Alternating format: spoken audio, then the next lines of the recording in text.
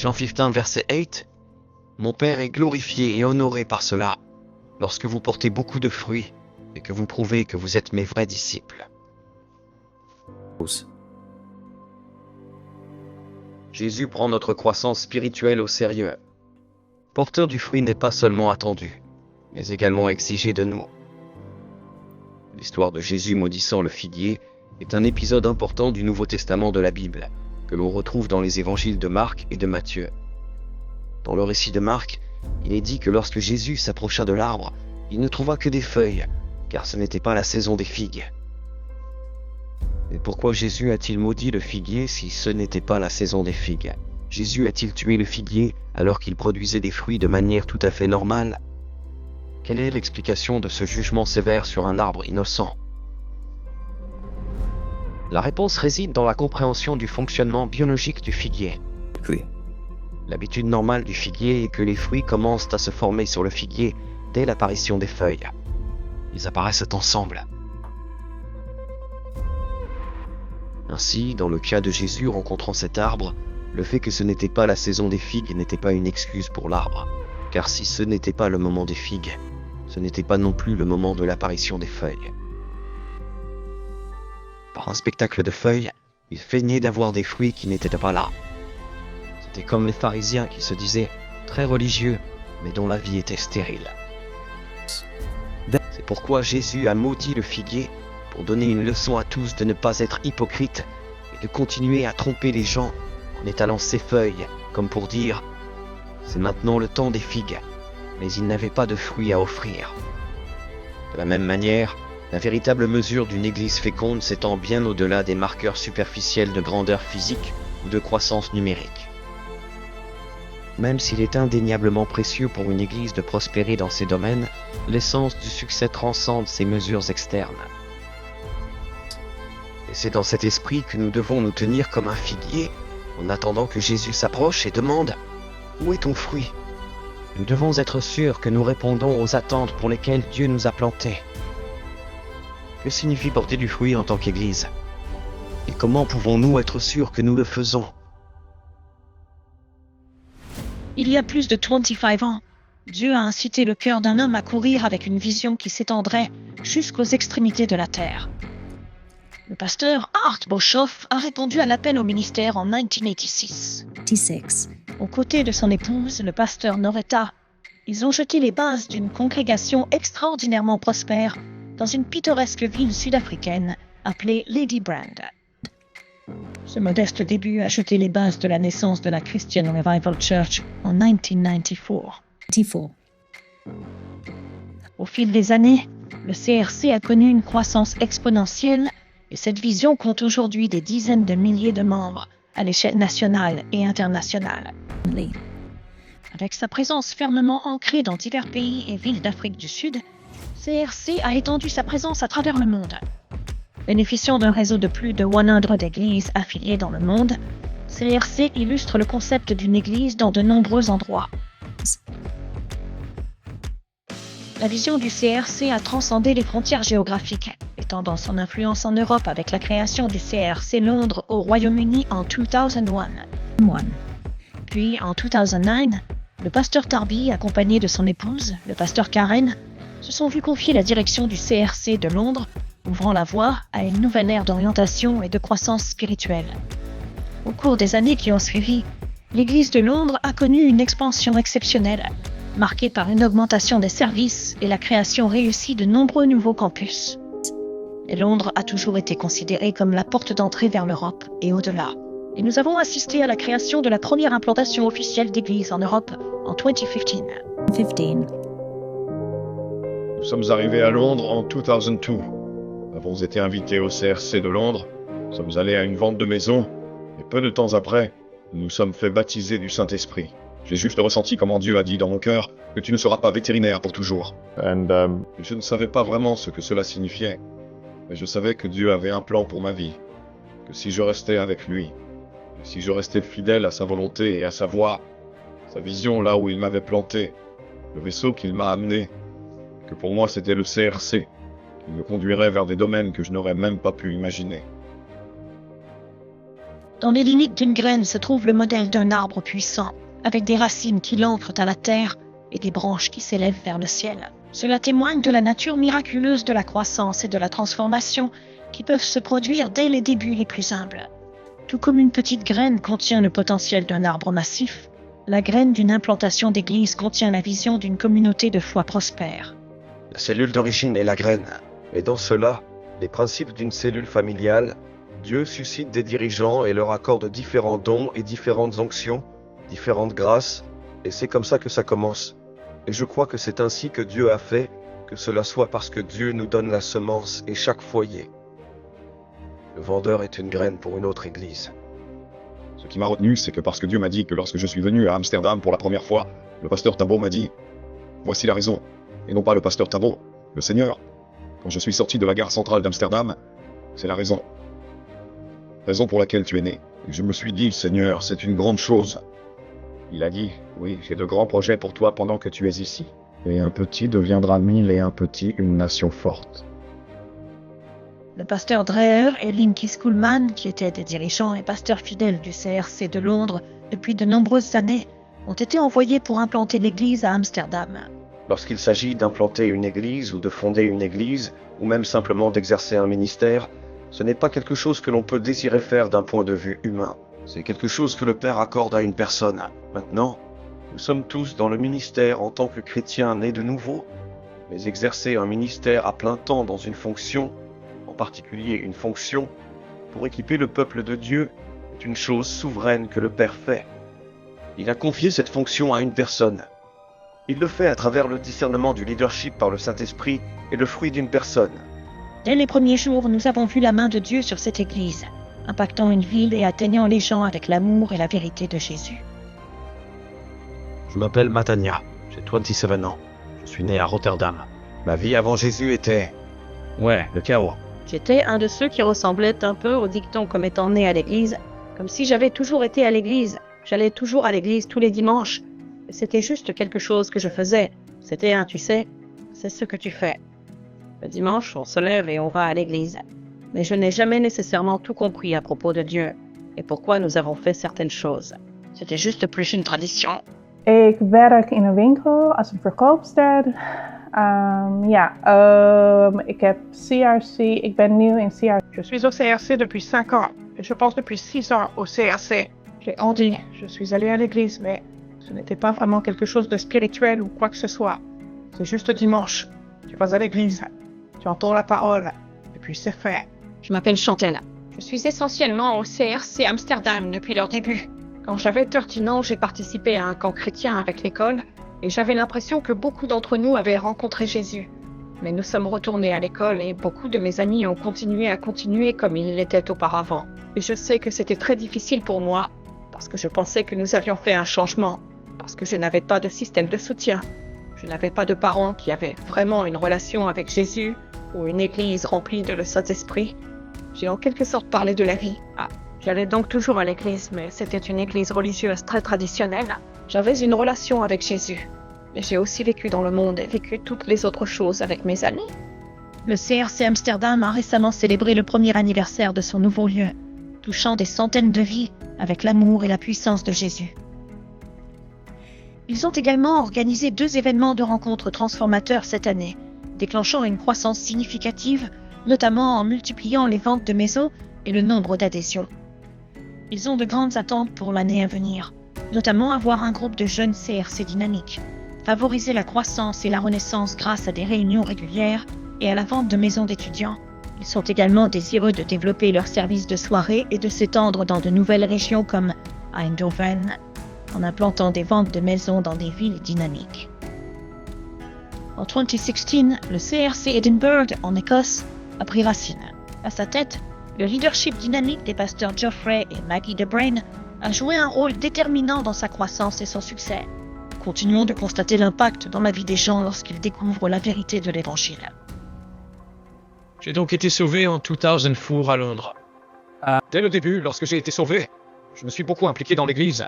J'ai commencé à introduire des chrétiens et je me suis impliqué dans d'autres ministères. Et Dieu m'a appelé au ministère en 2009. Je ne savais toujours pas que j'allais devenir un planteur d'église. Mais en servant Dieu dans le ministère, On se prépare à tout ce que Dieu veut faire. Et c'est vers 2011 to 2012 que j'ai ressenti l'envie de me lancer dans l'implantation d'une église. J'ai parlé au pasteur Tabu. Il y avait une opportunité pour Birmingham. Et quand j'ai parlé au pasteur Tabu, il m'a simplement encouragé à rester fidèle dans ma démarche. J'allais quitter le navire. J'allais aller trop vite. Et je suis resté fidèle à Londres pendant les années qui ont suivi. Mais je dirais que c'est plus ou moins à ce moment-là que j'ai commencé à sentir dans mon cœur que Dieu m'appelait au ministère et à l'implantation d'une église. Salut, je m'appelle Andy. Je sers dans le ministère du son au CRC d'Édimbourg. Je ne suis pas né dans une famille croyante, donc ma famille est très athée. Je souffrais d'anxiété et de dépression et je faisais face à de nombreux traumatismes du passé. Et je sentais qu'il manquait quelque chose, et j'avais besoin de conseils, d'une sorte d'amour et de soutien. Et après avoir assisté à quelques types de services dans différentes églises, je suis arrivé à la conclusion ou à la réalisation que ce qui manquait, c'était Dieu dans ma vie. Ma vie avant Jésus était honnêtement un peu chaotique. Et je dirais aussi que je ne savais pas pourquoi je vivais. Je faisais simplement tout ce que les gens voulaient que je fasse et je ne le faisais pas. Je poursuivais simplement les mauvaises choses. J'entrais dans de mauvaises relations. J'étais juste perdu pour être honnête. Je suis donc devenu chrétien à l'âge de 11 ans, mais à 20 ans j'ai rétrogradé. Je me suis engagé dans une relation qui m'a profondément blessé et qui a blessé mon entourage. Et j'avais l'impression d'avoir tout gâché avec Jésus, et j'avais l'impression d'avoir vraiment raté le but. Je ne voulais rien avoir à faire avec Dieu, ou avec des gens qui croyaient en Dieu, ou quelque chose comme ça. Et à cette époque, je fumais beaucoup, je buvais beaucoup, et ma vie était très différente. J'ai rencontré Jésus dans cette église. J'ai rencontré Jésus venant au CRC. Et avant cela, j'étais quelqu'un qui priait. J'étais quelqu'un qui croyait en Dieu. Mais je voulais mieux comprendre ce que signifie réellement marcher dans la volonté de Dieu. Je suis impliqué dans CRC. Je joue de la guitare dans le groupe. Ce qui est génial. C'est la partie préférée de ma semaine. Donc ma vie avant de rencontrer Jésus, je pense qu'elle était plutôt, nous la décrivons comme banale. Je suis issu d'un milieu scientifique. J'ai donc été intégré dans le monde universitaire pendant longtemps. Et c'est autour de cela qu'une grande partie de mes systèmes de croyances ont été construits, à savoir le type de science et la méthode scientifique. En 2018, j'ai trouvé un emploi à l'université de Lancaster. Je travaillais loin. Je cherchais activement une église, un endroit où aller, et je ne trouvais vraiment nulle part. Il y avait beaucoup d'églises traditionnelles qui ne fonctionnaient vraiment pas. Je ne pouvais pas voir le Saint-Esprit. Je ne pouvais pas voir Jésus agir dans ces communautés. Ainsi, pendant le confinement, ma fille m'a invité à participer à distance. J'ai donc rejoint le projet à distance depuis Lancaster, et j'ai commencé à constater à quel point la transformation était incroyable dans la vie des gens impliqués. Je suis arrivé au CRC d'Édimbourg en 2019 et j'ai donné ma vie au Christ lors de mon premier service. Depuis lors, j'essaie délibérément de trouver mon but en Dieu. L'année écoulée au CRC Edinburgh a été exceptionnelle. Depuis qu'ils ont emménagé dans leurs nouveaux locaux à Édimbourg, ils ont connu une croissance explosive, avec une fréquentation dominicale doublant par rapport au début de l'année et une multiplication des ventes de maisons à Édimbourg et Glasgow. Les points forts ont été l'implantation du CRC Glasgow, attirant plus de 100 participants, et le lancement de services en soirée à Surrey Edinburgh pour accueillir davantage de personnes en quête de transformation. L'Écosse est à l'aube d'un voyage transformateur. La préparation du sol pour la plantation implique des activités telles que le labour, le labourage, le désherbage et l'enlèvement des roches ou des débris. Ce travail physique intense peut être exténuant et nécessite du dévouement, de l'endurance et de la persévérance. Cela nous rappelle que des réalisations importantes exigent souvent un travail acharné et de la sueur, comme c'est le cas au début de toute implantation d'église. Quand nous avons débuté à Édimbourg, les Écossais ne nous appréciaient pas forcément. Tout au long des années où nous avons fondé l'église, un grand défi a toujours été la manière dont nous pratiquons l'église, la manière dont nous prions et dont nous adorons. Donc avoir vraiment cette confiance en soi que c'est Dieu qui vous a envoyé et avoir une parole sur laquelle bâtir était absolument essentiel pour nous. Nous prenons toujours et je prends toujours le temps d'enseigner à l'église que nous devons être à l'aise avec qui nous sommes. Nous devons être authentiques dans ce que nous sommes, croire en ce que Dieu nous a appelés à faire. Nous n'en avons jamais dérogé. Nous sommes restés fidèles à ce modèle, à cet ADN. Et au fil du temps, Nous avons évidemment surmonté ces obstacles, mais je dirais que c'est la chose la plus difficile à gérer lorsque nous sommes arrivés ici à Édimbourg. Je suppose que le plus grand défi que j'ai dû surmonter était que, venant d'une formation professionnelle, de chirurgie vétérinaire, travaillant dans un cabinet, je ne réalisais pas à quel point j'étais dépendant du fait que tout soit structuré en une journée et que tout soit réglé en une journée. Le plus grand défi que j'ai eu a donc été de travailler, puis de mettre en place la structure pour que nous puissions ensuite commencer à prendre les choses en main. Je dirais que le plus grand défi commence définitivement à Londres. Votre système interne, votre structure interne. Vous avez des choses à faire. Vous savez ce qui se passe. Il y a un horaire, il y a un rythme, il y a un modèle. Vous savez, venir à Manchester, il n'y a pas de rythme, il n'y a pas de modèle, il n'y a pas d'horaire, il n'y a pas de groupe WhatsApp auquel faire partie. Vous savez, continuez à croire, continuez à faire confiance à Dieu. Et toujours là, comme si vous deviez toujours faire confiance à Dieu pour chaque saison, chaque phase. Mais c'était définitivement difficile au début. Sortir et ouvrir un terrain n'est pas une chose facile, mais vous apprenez à le faire lorsque vous vous rendez dans une cellule d'accueil. Vous apprenez à appliquer les principes pour faire fonctionner une église en étant dans une cellule familiale. Et aujourd'hui, je ne me considère pas comme le pasteur d'une église assez grande, ou comme un pasteur qui a libéré de nombreuses personnes pour aller implanter des églises et superviser des églises. Je ne me vois tout simplement pas comme ça. Je me considère toujours comme un très bon leader en matière de vente de maisons. L'année 2018 a marqué l'implantation passionnante d'églises dans la ville britannique de Manchester avec les pasteurs Stephen et Andrea Ridgely. Depuis, cette église est devenue une congrégation autonome et florissante. Votre vocation s'est développée au fil du temps, mais je pense vraiment que 2 ou 3 semaines après ma nouvelle naissance au CRC à Londres, Dieu parlait vraiment à mon cœur. Et à ce moment-là, je ne savais vraiment rien de la vision, de l'église, de quoi que ce soit. Je savais juste que c'était là que je devais être. C'est là que je suis né de nouveau. C'est ici que je me suis fait baptiser. Mais à ce moment-là, après environ 2 ou 3 semaines, Dieu a commencé à remuer mon esprit et à dire qu'il allait utiliser ce véhicule, cette vision, le CRC, pour implanter des églises partout au Royaume-Uni, évidemment aussi en Europe. Mais à ce moment-là, c'est ce que j'ai ressenti dans mon esprit, et c'est ce que j'ai toujours cru et pensé. À ce moment-là, je ne pensais pas que je ferais partie de ceux qui implanteraient des églises. Je savais juste que cela allait arriver. Je m'appelle Dana. J'ai 19 ans et je viens de Manchester. Je suis dans le ministère à plein temps. Un de mes parents était plutôt religieux et cela m'a dissuadé de Jésus. En gros, parce qu'il y avait beaucoup d'hypocrisie. Je vois beaucoup d'hypocrisie dans la religion. Par exemple, lorsque mes parents ont divorcé et des choses comme ça, j'ai été en quelque sorte laissé à moi-même dès mon plus jeune âge. J'ai été élevé dans la religion bouddhiste, donc. Vous savez, je n'étais pas vraiment un bouddhiste pratiquant ou quoi que ce soit. Probablement pendant quelques années dans mon enfance, j'avais une routine avec ça. Je suis mancunien dans l'âme. Je suis un mancunien dans l'âme. Je travaille au sein du système pénitentiaire. Je suis donc cadre supérieur au ministère de la Justice. Je pense donc que j'ai toujours eu cette relation avec Dieu. Je l'ai toujours connu.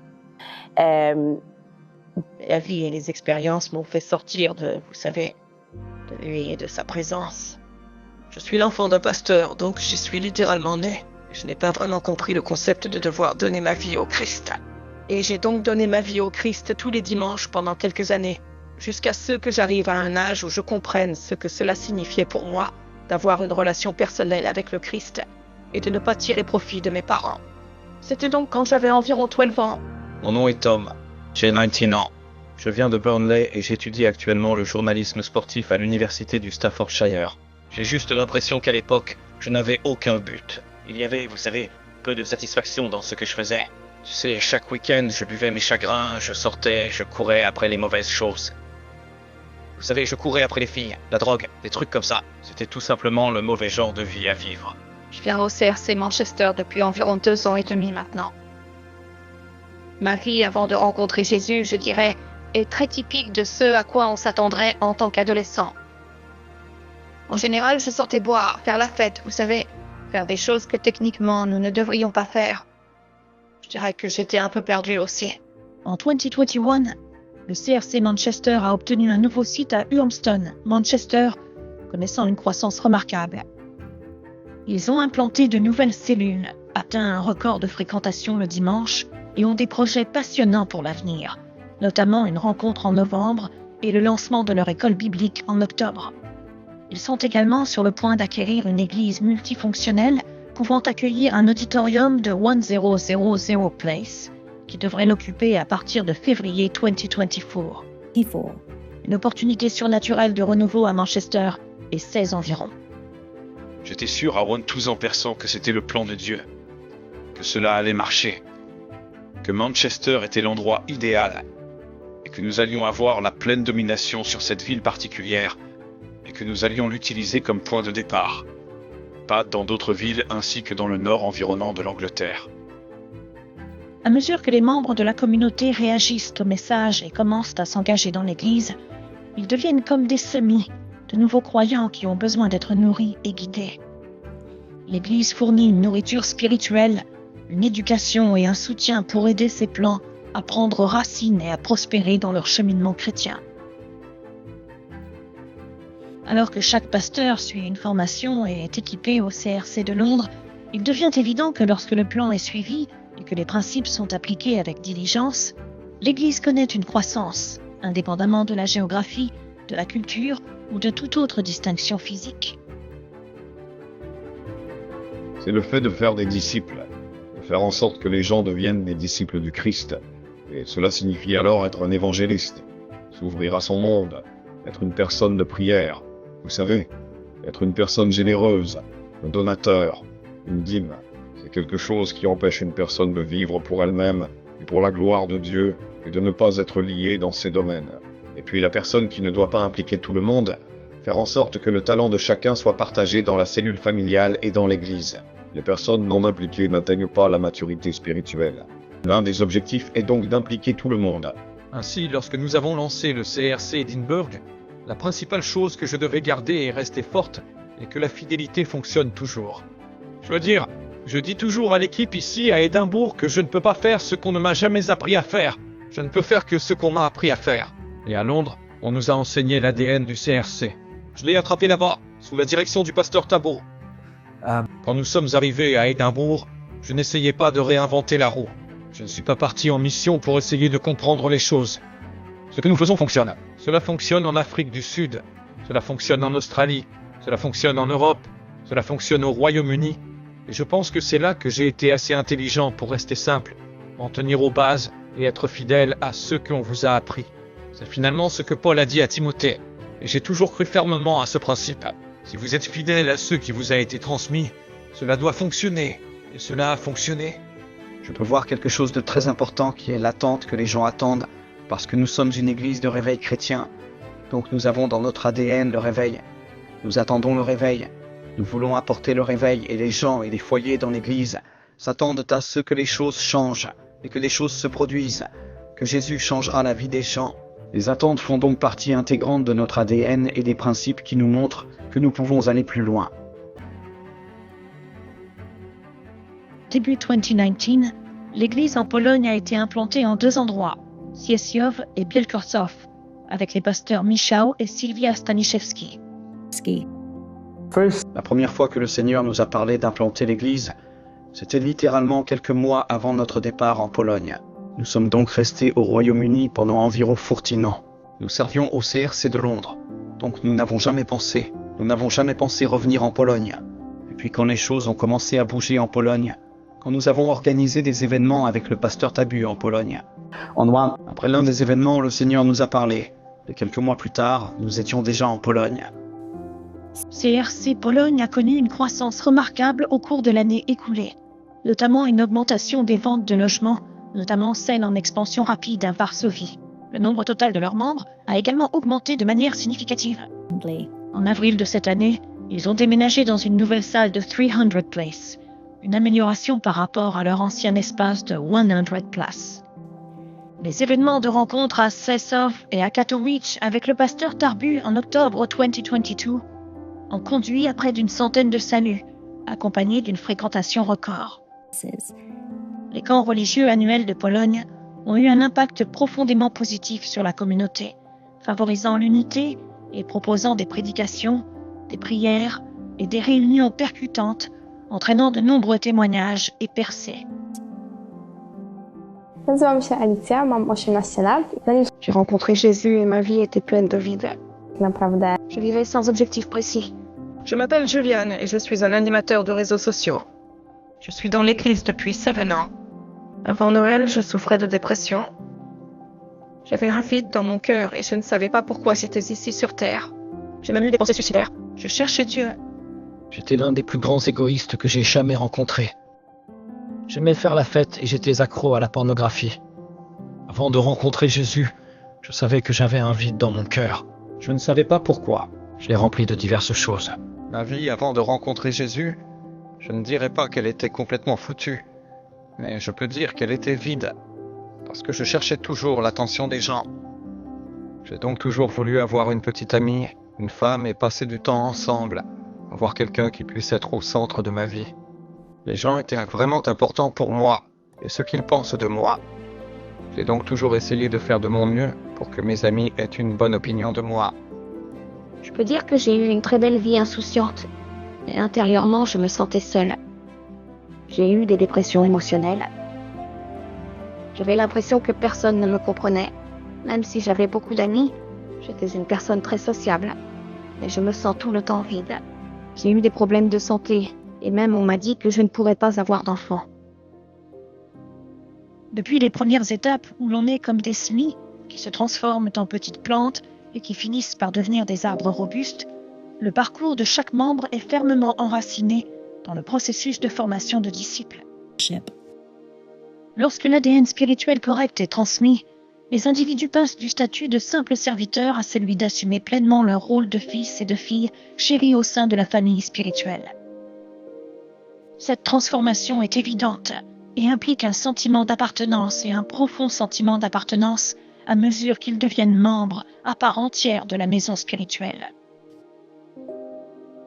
Je pense que le moment où nous voyons la transition est lorsqu'ils ont eux-mêmes un fils, lorsqu'ils ont eux-mêmes une fille, lorsqu'ils ont eux-mêmes un enfant en Christ.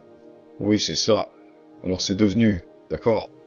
Je ne fais pas ça seulement parce que c'est la bonne chose à faire ou parce qu'on me dit de le faire. Je fais ça parce que je crois que cela va changer la vie de quelqu'un. Ce que j'ai découvert au cours des 7 dernières années, c'est que les gens viennent souvent à l'église. Ils restent un moment, mais ils ne parlent jamais de notre famille, et ils ne parlent jamais du fait que l'église est la nôtre. Alors ils parlent toujours de cette église, de ce pasteur ou d'eux. Et c'est certainement quelque chose que j'ai remarqué à chaque fois que quelqu'un prenait la décision de s'implanter et qu'il passait d'un hireling à un fils, sa confession commençait à changer. Et deuxièmement, un indicateur très clé est l'implication financière. La Bible dit que là où va votre trésor, votre cœur le suivra. Et beaucoup de gens ne s'impliquent pas financièrement, ce qui me dit qu'il y a encore quelque chose qu'ils n'ont pas encore vraiment compris ou avec lequel ils n'ont pas encore vraiment fait la paix, parce que je me souviens de l'époque où je me suis impliqué à Londres, je me suis immédiatement impliqué avec mes finances parce que je croyais que c'était ma maison, je croyais que c'était l'église dans laquelle Dieu m'avait implanté. Je voulais apporter ma contribution à ce ministère, et c'est encore une fois un indicateur clé. Évidemment, il y a quelques éléments qui permettent de savoir que le cœur de quelqu'un est lié à la vision. La langue est évidemment issue de l'abondance du cœur. La bouche parle. Alors quand les gens disent, vous savez, c'est ce qu'ils font dans cette église, ou c'est votre pasteur, de toute évidence, c'est quelqu'un dont le cœur n'est pas là. Quand ils disent, nous, c'est mon église, mon pasteur, c'est évidemment une grande indication que leur cœur se connecte, s'implique. Parce que, vous savez, nous parlons de fils. Qu'est-ce qu'un fils? Un fils, c'est quelqu'un qui fait partie de la famille, qui assume ses responsabilités et s'approprie la situation. C'est donc mon église. Donc mon énergie, mon temps, mes finances, mes ressources vont être utilisées et canalisées dans cette maison. Et cela va à son tour rendre cette maison meilleure parce que je suis un fils. Je la laisse dans un meilleur état que lorsque je l'ai trouvée. Les gens s'aiment, apportant leurs dîmes et leurs offrandes. C'est un signe parce que vous l'apportez au magasin. Ainsi, lorsqu'un membre est dans l'église mais sème ailleurs, la Bible dit que là où est votre trésor, est votre cœur. Donc votre cœur sera là. Il est donc évident que certains mécanismes que Dieu nous a donnés, mais c'est aussi une indication que lorsque notre don est apporté dans l'entrepôt, nous déclarons que ceci est mon entrepôt. Et quand les gens amènent des gens à l'église, parce que c'est comme C'est comme s'il montrait que, écoute, ça a changé ma vie, écoute, ça va changer ta vie aussi. Tu vas adorer cet endroit, tu vas pour en profiter. Venez entendre, venez voir. C'est si important en tant que fils, en tant que fille de la maison, d'être impliqué dans l'église, dans la cellule du foyer, dans la vie de prière, d'être impliqué dans l'église, de servir dans l'église. En tant que fils, vous assumez la responsabilité de la maison, donc je ne peux pas imaginer quelqu'un comme fils ou fille de la maison et ne servant pas dans l'église. Et surtout, donner, être un don financier, non seulement donner de votre temps, mais aussi de vos finances. Vous devez construire la maison de Dieu grâce à vos finances. Et puis, vous pouvez certainement vous sentir comme faisant partie de la maison parce que vous donnez votre vie, vos finances, à la maison du Seigneur. Ce sont tous des signes. Et quand les gens grandissent, parce que ceux qui sont plantés dans la maison s'épanouissent. Donc si les gens ne grandissent pas spirituellement après un an, vous pouvez vous demander, votre cœur est-il vraiment connecté à cette maison? Êtes-vous planté? Parce que lorsque vous vous enracinez et que vous permettez à la parole de vous arroser, et que vous semez vos graines et que vous faites ce que vous savez qu'une personne du royaume fait, vous allez faire l'expérience de la croissance. Le Saint-Esprit ne vous laissera pas là où il vous a trouvé. Quand ils commencent à donner et à ne pas donner, vous savez, parce qu'ils le doivent et parce qu'ils le veulent, ils ont compris le principe du don et que c'est leur maison. Et puis je dirais aussi qu'un autre principe pour moi est qu'ils commencent à servir et qu'ils servent d'une manière qui ne correspond pas à ce que vous leur dites de faire, mais en veillant à ce qu'ils font et en s'appropriant leur maison, leur famille. Être un fils ou une fille de la maison est évident dans votre comportement et dans la manière dont vous influencez et formez les autres. Cette transformation est apparente, et comme le dit le proverbe, l'authenticité rayonne de vous sans effort. Une vérité et un amour dont d'autres témoigneront. J'ai vraiment apprécié leur amour et leur amour d'une certaine manière pour moi et pour la vérité de Dieu. À quel point il est important pour nous d'être implantés dans une église. Donc, ce qui m'a marqué lorsque j'ai rencontré pour la première fois ce couple qui nous a invités à l'église, c'était le feu. Le feu de Dieu brûlait en eux et il y avait un tel désir d'être pécheurs d'hommes. Et ils priaient pour moi et ma famille. Et j'ai reconnu la puissance de Dieu et la main de Dieu à travers cette relation. Divinement, Dieu travaillait.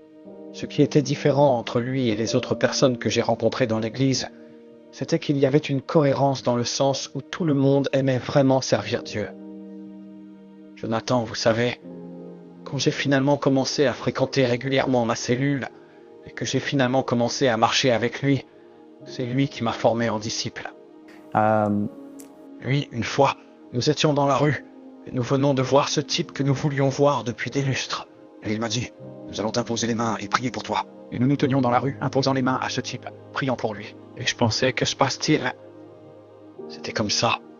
Je n'avais jamais vécu quelque chose de pareil où les gens lisaient vraiment quelque chose de la Bible et le mettaient ensuite en scène dans la vraie vie. Lorsque j'ai commencé à travailler avec Marc il y a 7 ans, c'était une personne très calme, très gentille dans sa personne. Et puis j'ai vu le changement au fil des années, et le changement s'est produit lorsqu'il m'a mentionné qu'il allait à l'église. Et ainsi j'ai pu voir ce grand changement dans sa vie, cette confiance en lui, ce genre de sens du leadership et de l'orientation, et juste une volonté de retirer de l'amour et d'aider les autres. Je suppose que la principale chose qui a fait une différence était qu'elle servait à l'église et qu'elle nous invitait à venir à l'église. Nous ne connaissons donc pas beaucoup de gens qui ont fait cela. En fait, pour être honnête, je pense que Tana a été la première personne que j'ai rencontrée à servir dans l'église et à faire un effort actif pour inviter ma femme et moi, même moi. Et Louis était cette personne qui était toujours là. Et vous savez, il a pris son temps pour vraiment modéliser ce pourquoi le Christ l'avait créé. Et c'était beau de le voir vivre cela. La personne qui m'a invité était tellement différente de la plupart des autres. Il était tellement passionné dans sa façon de parler, à quel point il était poli, et combien il me respectait, même si je ne l'avais jamais rencontré auparavant. Je pense que la gentillesse de cette personne, et plus encore, il ne se souciait pas de ce que cela lui apportait, mais plutôt de ce que nous y gagnions. Et c'était quelqu'un qui était constamment sur mon compte, par opposition à une petite église invitée. C'est comme si, écoute, tu dois faire ça. Voilà pour quelle raison. Il avait fait des promenades similaires à celles que j'avais faites dans le passé. Ce n'est donc pas seulement un chrétien qui a été élevé dans l'église, quelqu'un qui a traversé des épreuves et des tribulations dans le passé, qui montre, vous savez, à quel point sa vie a changé. Ils ont juste dit, nous aimerions vous inviter à la rencontre. Je ne sais pas ce que c'était, je pense. C'est comme si quelques jours auparavant, je disais à mon ami que je pensais que je devais aller dans une autre église. Et puis le lendemain, je suis tombé sur CS2 gars et je me suis dit, Dieu a un plan pour moi ici, vous savez. J'ai remarqué que cette personne me parlait de sa relation avec Jésus, qu'elle entretenait réellement. Elle m'a raconté ce que Jésus a fait dans sa vie, comment sa vie a changé. Nous connaissons mon amie depuis longtemps. Elle a commencé à parler du Dieu vivant avec qui on peut avoir une relation. J'ai vu à quel point elle s'en souciait. J'ai vu qu'elle voulait juste le meilleur pour moi. En 2022, l'église de Durham a été implantée comme extension du campus du CRC de Londres. Nous sommes ravis de voir la croissance de cette congrégation en une église locale prospère. Je n'avais pas vraiment d'envie. Je pensais que je serais toujours à Londres. Puis un vendredi après-midi, le pasteur Tabo a eu une rencontre à Manchester. Et il m'a téléphoné vers 3h de l'après-midi. Et il m'a dit, debout ici à Manchester, je pense que nous avons besoin d'une autre église dans le nord. Et j'ai dit, eh bien, ce serait une bonne idée. Mais il a dit, eh bien, je pense que peut-être toi et Ansu devriez y aller. Je ne l'avais pas réalisé. Eh bien, je ne le pensais pas moi-même. Mais il m'a dit, je devrais aller parler à Tante et lui dire qu'il nous a téléphoné. Et il a dit que nous devrions y aller. Et quand je suis allé le dire à Tante, elle m'a dit qu'elle avait eu un mot une semaine auparavant à propos de l'écriture qui dit « Qui viendra pour moi, qui dois-je envoyer ?» Et puis nous avons su. Tout au long de l'année, le CRC Durham n'a cessé de croître, établissant de nouvelles cellules d'accueil, augmentant la fréquentation le dimanche et atteignant un taux de participation record lors de la récente journée Portes ouvertes du dimanche. Cette église diffuse efficacement l'amour de Jésus dans la communauté locale. Je viens de Newcastle ou de Gateshead. Ma vie avant de rencontrer Jésus, maniaque, anxieuse, déprimée, inquiète, effrayée. Dans ma vie avant de rencontrer Jésus, j'étais impliqué dans la mauvaise foule. J'étais plongé dans le crime et des trucs comme ça. J'ai fait quelques séjours en prison. Eh bien, je m'appelle Kate et je travaille comme femme de ménage indépendante pour gagner ma vie. Et je vis seule avec mes 3 chiens. Je pense que c'était juste une démarche laborieuse dans votre propre petit monde. À propos de moi, je suis originaire de Sheffield et je buvais chaque année. J'avais l'impression que je me retrouvais au mauvais endroit, au mauvais moment, que je me faisais arrêter par la police et que j'avais aussi beaucoup de problèmes de santé mentale. Vous savez, à travers moi, une partie de ma propre faute. Tout ça, tu sais, je me sens suicidaire et des trucs comme ça. Et maintenant, je me sens bien. Une plante ou un arbre mature porte des fruits. Et dans le contexte de la croissance de l'Église et de l'implantation d'églises, cela implique de donner aux membres les moyens de devenir des leaders, de servir leur communauté et de former activement les autres, en les formant à gagner leur monde pour Jésus. Et les fruits ne peuvent apparaître et croître qu'une fois que le bon ADN a été transféré. Vous ne pouvez pas établir l'ADN ou corriger l'ADN d'un autre membre si ce n'est pas d'abord celui d'un leader ou de quelqu'un qui est un disciple et qui marche avec une personne. Nous parlons donc d'avoir le bon ADN dans une église. Cela signifie que nous devons avoir le bon ADN dans nos dirigeants. Cela signifie que nous devons désormais transmettre cet ADN aux dirigeants. Il est donc important en tant que leader, comme pour moi-même en tant que pasteur, d'avoir le bon ADN en moi. La vérité est que vous ne pouvez reproduire que ce que vous êtes. Et avec la multiplication des églises, la multiplication du mal du pays, il est vital que vous ayez la bonne culture, le bon ADN, les bonnes fondations. Même lorsque nous sommes arrivés à Édimbourg, c'est une question à laquelle nous avons souvent été confrontés. Croyons-nous vraiment en ce en quoi nous croyons? Beaucoup de gens pensent qu'implanter une église, c'est simplement faire ce que l'on veut. Mais Dieu nous a fait voyager. Nous avons fait un voyage de 12 ou 15 ans à Londres, nous préparant à ce que Dieu voulait faire ici en Écosse. Et les fondations étaient solides, et nous ne sommes pas venus ici avec un caractère ébranlé. Nous savions ce que nous devions faire. Nous avons juste été occupés à faire ce que nous devions faire, et c'est ainsi que vous pouvez vous reproduire. C'est la même chose lorsque nous implantons des églises. Implantons davantage de cellules familiales. Il est essentiel de s'assurer que vous avez un leadership fort, qui ne parle pas des qualités physiques. Je parle des qualités spirituelles. Ils ont un fort caractère. Ce sont des gens qui peuvent suivre des instructions de base. Quelqu'un qui peut reproduire et reproduire ce qu'on leur a appris. Parce que si vous pouvez faire cela et que l'ADN est fort, il ne s'agira que de savoir quand. Et la prochaine usine, et la prochaine usine, et la prochaine usine, et la prochaine usine réussiront toutes parce que la fondation est bonne. La fécondité est quelque chose qui, lorsque nous nous connectons à Dieu, fait partie de notre... C'est qui nous sommes. Et quand Dieu nous a créés, il a dit « Soyez féconds et multipliez-vous ». Nous sommes donc appelés à porter beaucoup de fruits. Il est important que nous soyons féconds, que nous soyons connectés, que nous restions connectés à Dieu, car le fruit produira sa propre espèce. L'ADN d'un individu est donc très important et on le voit chez les gens. L'ADN est vital. Et il existe un dicton célèbre selon lequel la pratique ne rend pas parfait. C'est une pratique parfaite qui rend parfait. Donc répétition, répétition, répétition. Il s'agit de s'assurer que tout le monde, ceux qui plantent, ceux qui vendent des maisons, les églises, ceux qui sont formés au leadership, qu'ils maîtrisent tous bien les bases, que cela devienne une seconde nature pour nous. Nous sommes totalement naturels avec ce que nous sommes appelés à faire. Encore une fois, je peux simplement dire que lorsque nous sommes arrivés ici, il y a eu beaucoup de conflits et beaucoup de confrontations et beaucoup de choses qui tentent de vous détourner de ce qu'on vous a enseigné. Donc si ces choses ne se solidifient pas en vous, il est très facile de faire des compromis et de perdre l'ADN que Dieu nous a inculqué pour réussir. Nous avons devant nous un travail incroyable et formidable ici à Amsterdam, aux Pays-Bas et en Europe. Oui, pour voir nos villes, nos nations sauvées, pour voir l'Europe sauvée. Cela peut parfois devenir et ressembler à un obstacle si grand. Où est-ce que je commence? Et cela commence vraiment par chacun de nous, ayant un ADN, une culture dans notre cœur que Jésus a implantée en nous et que nous cultivons en tant que CRC. Et c'est que chacun atteindra un. Il est si important d'implanter dans le cœur des gens le bon ADN parce que nous voulons construire une base solide. Nous voulons produire des cellules saines pour avoir une église saine. Donc, comme nous l'avons fait ici en Pologne avec cette première cellule domestique, nous implémentons le bon ADN.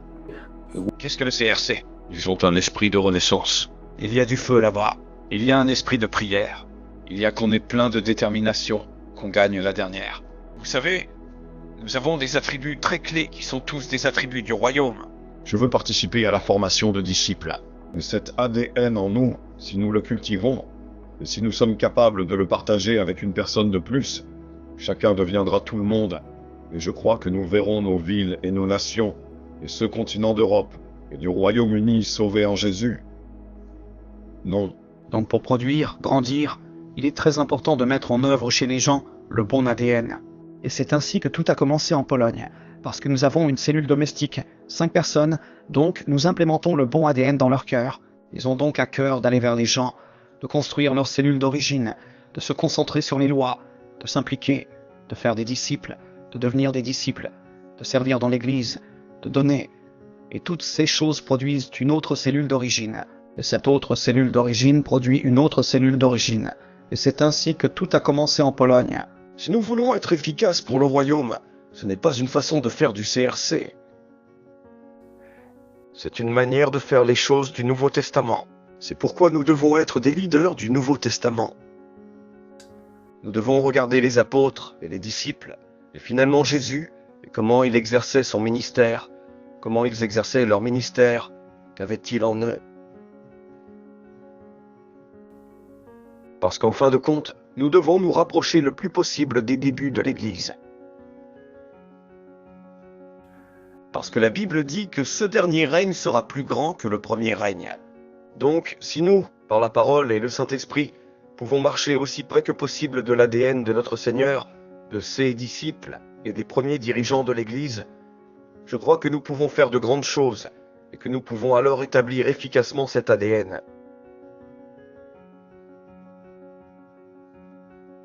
La fécondité est démontrée à travers la vie transformée des nouveaux croyants et la qualité des disciples faits. Il n'y a aucune récompense comparable. Eh bien, si j'ai besoin de choisir entre une église qui explose en nombre, cela signifie que certaines personnes viennent à l'église. ou une église qui grandit dans la connaissance de Jésus et de ses voies, et qui a un nombre plus lent mais des disciples plus concentrés, je dois opter pour le dernier. Je choisirai chaque jour ce dernier. Je choisirai toujours le discipulat plutôt que l'adhésion. En fin de compte, Jésus a dit, « Je bâtirai mon église. » Vous devez faire des disciples. Donc, en fin de compte, le fruit de ma vie n'est pas de produire des pasteurs célèbres ou des gens qui sont là pour le spectacle. Le fruit de ma vie est de produire un disciple encore plus dévoué que moi envers Jésus et le royaume. Ainsi, en décembre de l'année dernière, j'ai eu un accident de voiture. Et Louis, la personne qui m'avait invité à l'église, était également dans la voiture. Et nous avons été heurtés par un conducteur ivre. Et Louis est malheureusement décédé. J'ai été très grièvement blessé. Ce n'est que lorsque je suis arrivé au CRC que j'ai vraiment ressenti une croissance surnaturelle dans mon voyage avec Jésus.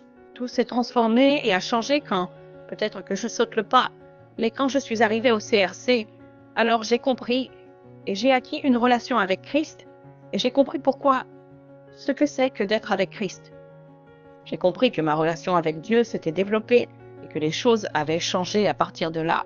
Au cours des 2 seules années que je suis ici, je peux constater un changement massif dans ma vie et les fruits qui sont venus de ma vie et ce que Dieu a fait pour ma famille. Quelque chose dont je n'avais probablement pas réalisé avant même de venir à l'église. Alors oui, j'adore cet endroit. Je ne voudrais pas quitter cet endroit. Le CRC a changé ma vie depuis ce moment. J'ai été vraiment attiré par le CRC. Je peux le devenir. Et je ressens Jésus, le Saint-Esprit, dans ma vie à ce moment-là. Coming back to Jesus happened through Christian Revival Church. J'ai rencontré le Saint-Esprit de nouvelles manières. Ma femme a rencontré le Saint-Esprit de manière nouvelle. Nous avons vu des dons spirituels se libérer dans et à travers nos vies. Et cela nous a amenés à un endroit où j'ai eu une vision, une parole que Dieu m'a donnée à l'âge de 70 ans sur le but de ma vie et la vision de ma vie. Il a repris vie. À 37 ans, il m'a ramené sur le chemin avec Jésus, là où il veut que j'aille pour ma vie. Je ne peux pas nier les témoignages selon lesquels, vous savez, cela m'est arrivé. Et rien qu'en étant ici, Dieu a transformé ma vie. Ma fille, je prie pour elle depuis 15 ans pour qu'elle connaisse Jésus, qu'elle le rencontre et qu'elle rencontre le Saint-Esprit. Et il a répondu à mes prières lorsqu'elle est venue ici au CRC d'Édimbourg. La façon dont l'Église s'est ralliée à moi, Louis, la famille, comme la famille de Louis, ne ressemblait à rien de ce que j'ai jamais vu. Vous savez, quand des choses arrivent dans votre vie, et vous êtes assuré qu'il y a une vision plus large, qu'un plan plus vaste est en place. C'est pourquoi je suis toujours là, parce qu'il y a un plan plus vaste en place. Et j'ai rencontré mon futur mari ici, et nos objectifs sont si divinement alignés. Vous savez que vous réalisez que vous ne pouvez pas le faire vous-même. Et j'ai réalisé que je n'arrivais pas à trouver la réponse et à Dieu.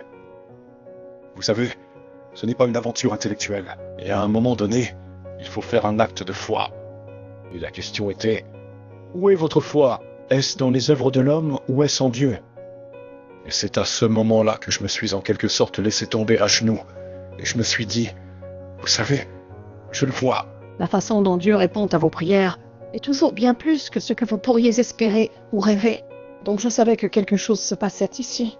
Quand je suis arrivé ici, c'était comme si Jacob rencontrait la maison de Dieu dans Genèse 28, où il posait la pierre sur le sol et rêvait du ciel ouvert et des anges montant et descendant. Et nous savons que lorsque nous rencontrons cela, c'est là que se trouve Jésus. Et c'est ce qui se passe ici. Puis, quand j'ai trouvé Jésus, ça a comblé tous les vides de ma vie. Tout a commencé à avoir un sens, tout s'est mis en place et tout a commencé à s'améliorer pour moi. Quand j'ai rencontré Jésus, je savais qu'il avait un plan pour ma vie et qu'il avait bien d'autres projets pour moi avant la création du monde. Et j'ai trouvé mon objectif. Je cherchais Dieu, je le cherchais. J'étais à la soirée d'adoration et je l'adorais. Et un jour plus tard, je viens de découvrir que j'étais guérie. Jésus m'a guérie. Et c'était il y a presque 8 ans et maintenant tout va bien et je suis mère d'une belle fille. Quand j'ai rencontré Dieu pour la première fois, j'ai compris que je n'avais pas besoin de plaire aux gens. J'ai juste besoin de venir à Jésus. Et il m'acceptera tel que je suis parce qu'il m'a choisi avant que je ne le choisisse. Ce qui me rend le plus fier de mon église et des gens, c'est quand je vois les gens venir d'une certaine manière.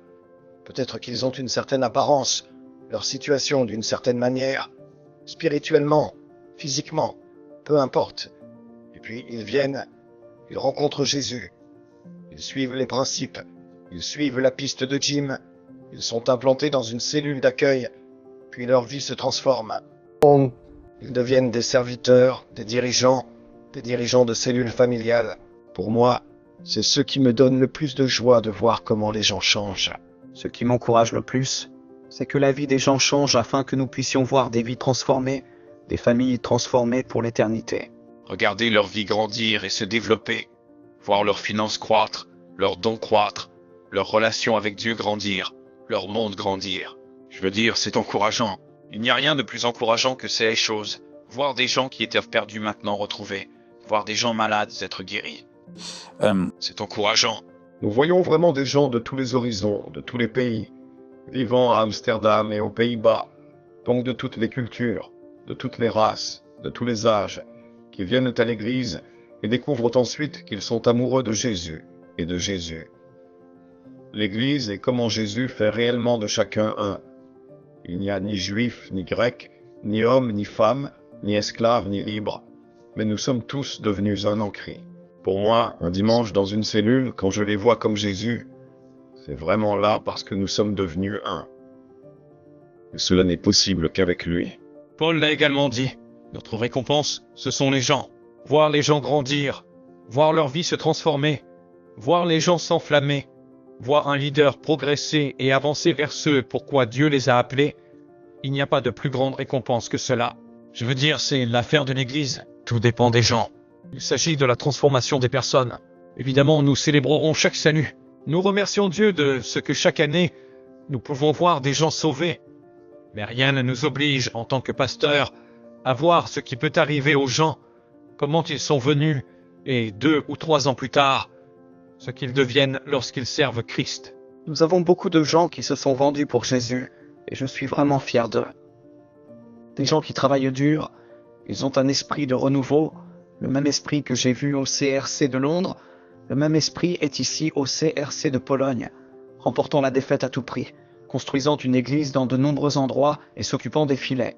À mesure qu'un arbre grandit, ses racines s'enfoncent plus profondément, renforçant sa force et l'ancrant solidement pour résister aux tempêtes de la vie. Rien ni personne ne peut le déraciner ou le déplacer.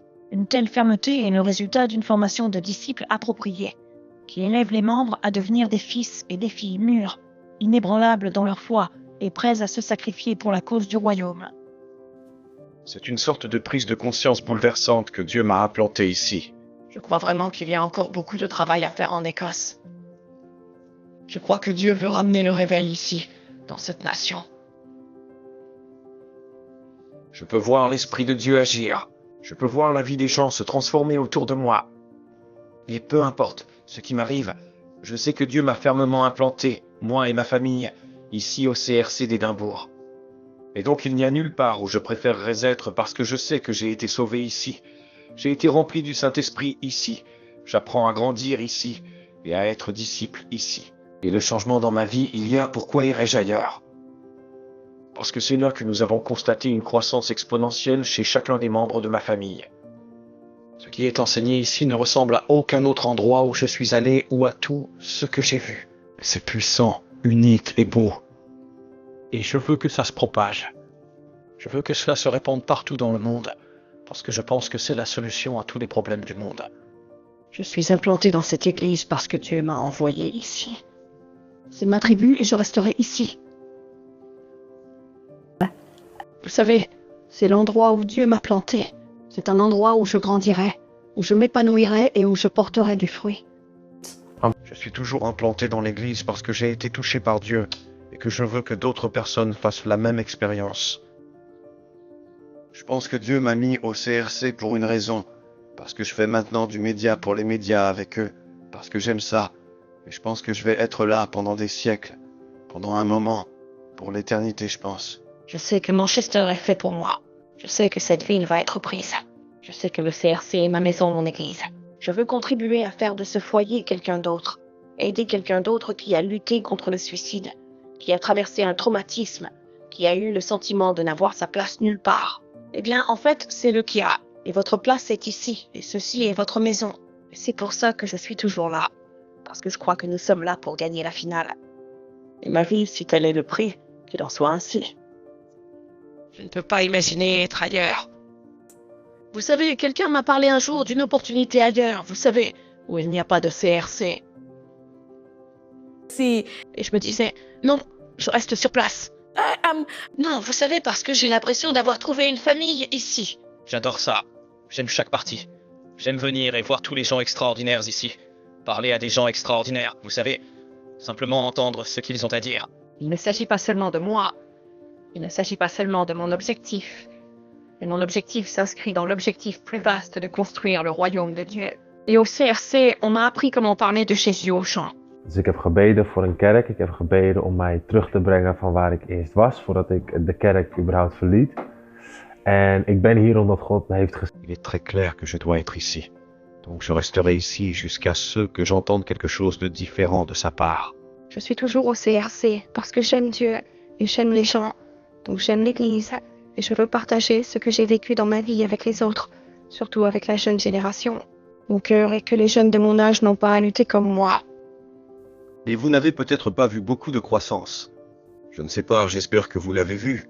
Mais vous pourriez penser que nous n'avons pas fait grand-chose. Mais il faut regarder 20 ans d'où nous venons et les campus que nous avons aujourd'hui. Une église est devenue 5 églises à Londres. Une église est devenue 5 églises ou plus en Europe. Il faut regarder la situation dans son ensemble pour en voir les fruits.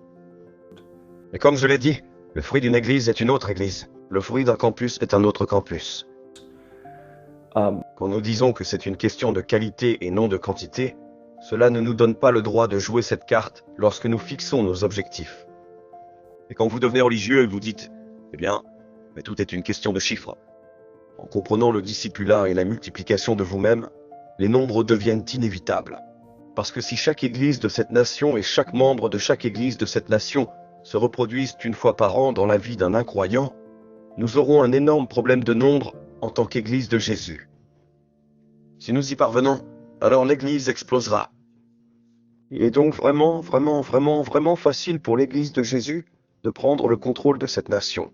C'est vraiment facile pour nous, en tant que CRC, juste une Église, une seule Église, de prendre le contrôle d'une ville si chacun des membres de notre Église est aussi déterminé à faire des disciples que Jésus l'était à sauver le monde.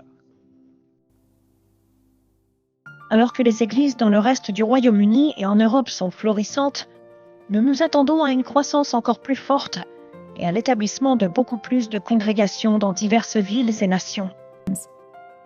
Qu'est-ce qui apportera un véritable réveil? Eh bien, tout d'abord, lorsque les gens sont touchés par Dieu, la présence de Dieu est très importante. La présence de Dieu est dans notre Église, dans les services et dans les cellules de la maison. Ce qui est une autre chose clé, c'est qu'après avoir prié, allez le faire et que chacun atteigne son but. Pour réparer les filets, la prise sera grande, de sorte que nous soyons dans nos cellules domestiques, une telle force qui est si ensemble dans l'amour pour Jésus, qu'il n'y a personne qui ne voudrait pas être là, que nous attrapons chaque personne qui va être là. Je pense que la prière est quelque chose dont le réveil ne peut se produire sans la prière. Nous prions donc l'Église. Nous voyons un grand nombre de personnes prier dans nos églises. Nous formons les gens à prier. Évidemment, cela gagne des âmes. Nous devons atteindre les gens, nous devons les amener à la présence de Dieu afin qu'ils puissent être sauvés et que nous puissions apporter un réveil. Évidemment, en formant des gens pour devenir des leaders, parce que vous ne pouvez pas gérer la croissance, vous ne pouvez pas gérer le réveil sans des personnes formées pour être des leaders, pour diriger les gens, pour aider les gens, et sans aucun doute pour donner. Vous ne pouvez pas espérer un réveil sans donner financièrement.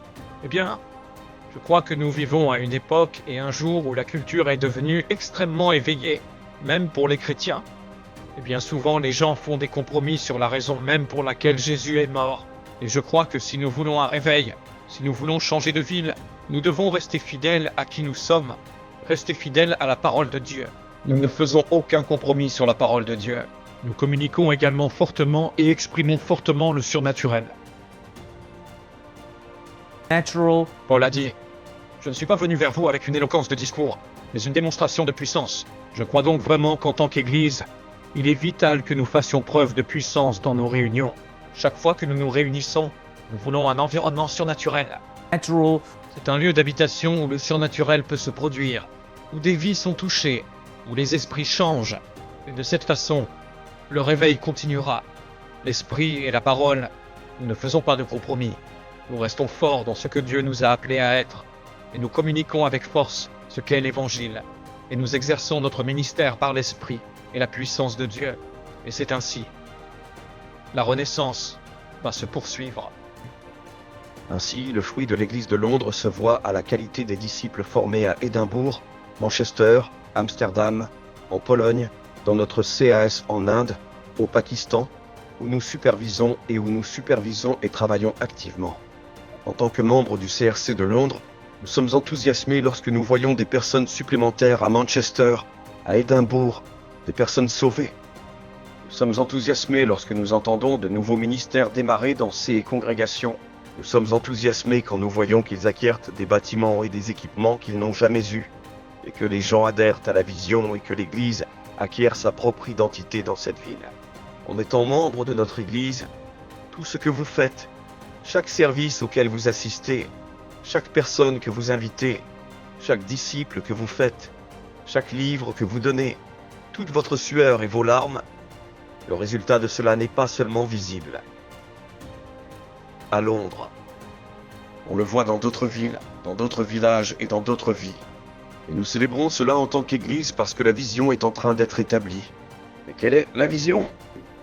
La vision est, oui, nous voulons établir une Église dans de nombreux endroits, au niveau national et international. Mais ce que nous voulons, c'est aussi avoir le même ADN, le même feu, le même état d'esprit, la même passion, pour voir les gens être sauvés et faire des disciples. Qui ne se produira pas seulement au Royaume-Uni, mais aussi en Europe et dans le reste du monde.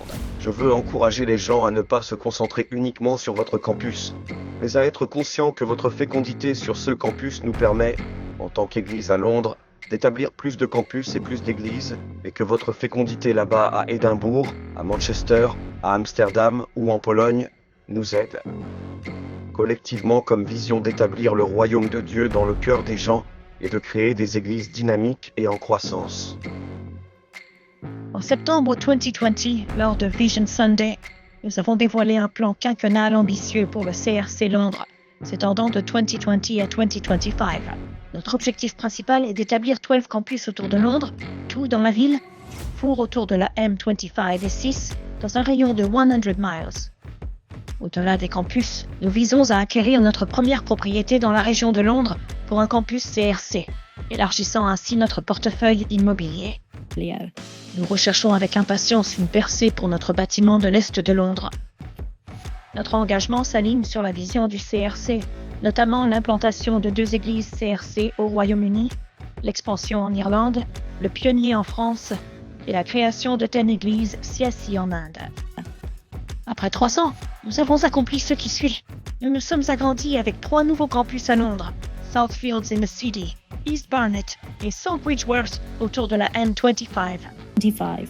9 autres sites londoniens font partie de notre vision. Nous avons implanté avec succès un campus religieux à Durham, dans le nord de l'Angleterre. En 2021, nous avons acquis une propriété sur des terres agricoles dans le but de la remettre en pleine exploitation. La durabilité de l'agriculture biologique à l'énergie verte est au cœur de nos préoccupations. Nous avons également acquis une 2e propriété résidentielle, contribuant ainsi à l'expansion de notre portefeuille avec les plans de développement à venir. Parfois, je dois me pincer pour pouvoir être en mesure de diriger cette église. En tant que pasteur, vous avez le privilège de voyager à travers le monde et d'être dans de nombreux endroits, parmi de nombreuses personnes, dans de nombreuses églises. Il y a de très grandes églises dans le monde, mais je dois dire que c'est une église spéciale. Ce sont des gens spéciaux. Parce que l'église est en constante évolution. Mais la passion ne cesse de croître. Oui. L'engagement grandit. Les gens sont nouveaux. Les gens sont différents. Donc ce que je veux dire, c'est que ça change. Ça change organiquement dans tous les aspects. De nouveaux visages, de nouvelles cultures, de nouvelles personnes qui arrivent. Mais ils veulent changer le monde. Et ils s'aiment. Et ils forment une communauté. Et ils sont prêts à, vous savez, en un simple clic pour faire des choses avec excellence, pour payer un prix, pour faire des choses que d'autres chrétiens et églises ne sont pas prêts à faire. C'est spécial. C'est très très spécial. C'est rare. Et surtout, ce qui le rend encore plus spécial, c'est quand je vais à Édimbourg et que j'y trouve la même chose. Quand je vais à Manchester et que j'y trouve la même chose. Et quand je vais en Pologne et que j'y trouve la même chose. Et je vais à Amsterdam et je trouve que la même chose se développe dans tout ce qui est là-bas, mais se développe dans toutes ces églises. Alors je peux juste dire merci Jésus, parce que je me sens comme à la maison. C'est peut-être une petite maison, mais on s'y sent comme à la maison. Et je peux simplement encourager les gens qui pourraient écouter dans ces congrégations à ne pas mépriser les jours des petits débuts. Rappelez-vous que nous étions là quand nous étions petits, et que vos pasteurs étaient là quand nous étions petits. Et nous savons ce que nous ressentions à cette époque. Et nous savons que si nous ressentons et vivons la même chose dans votre église en ce moment, alors nous connaissons l'avenir sera le même pour votre église que pour notre église ici à Londres, passant de temps à 100, de 100 à 1000, de 1000 à 1000. Alors soyez encouragés. C'est excitant. C'est merveilleux à voir. C'est un privilège d'en faire partie. Et parfois, j'ai juste besoin de me pincer et de dire « Jésus, je ne sais pas pourquoi tu m'as choisi, mais merci. Merci de m'avoir permis d'en faire partie. » Nous comprenons le concept selon lequel le véritable fruit d'une église est la naissance d'une autre église. Cependant, il est essentiel de garder à l'esprit que l'objectif ultime va au-delà de la simple production de fruits en soi. L'essence des fruits sur un arbre n'est pas uniquement destinée à la consommation et au plaisir. Sa signification profonde réside dans ce qu'elle renferme, la graine. Tout comme l'ADN d'un fruit lui permet de se répliquer selon son espèce. Notre objectif n'est pas simplement d'élargir numériquement notre congrégation, mais d'inculquer le bon ADN spirituel à chaque disciple, leur permettant de devenir des catalyseurs de croissance. Ce concept s'aligne avec le désir de fruit de Jésus, car en lui se trouve le potentiel de reproduction. Tout comme Jésus recherche plus que l'apparence extérieure représentée par les feuilles, il rejette également les simples rituels religieux et les pratiques vides de sens. Alors que nous célébrons avec joie la croissance et la multiplication de nos églises à Londres, ainsi que partout au Royaume-Uni et en Europe, nous avons également de grandes attentes pour les églises qui restent à implanter. Nous savons que lorsque nous construisons fidèlement l'Église de Dieu et recherchons d'abord son royaume, chaque membre de notre congrégation, dans chaque ville et nation, portera la graine vitale qui peut propulser un réveil de la fin des temps qui déferlera sur le monde.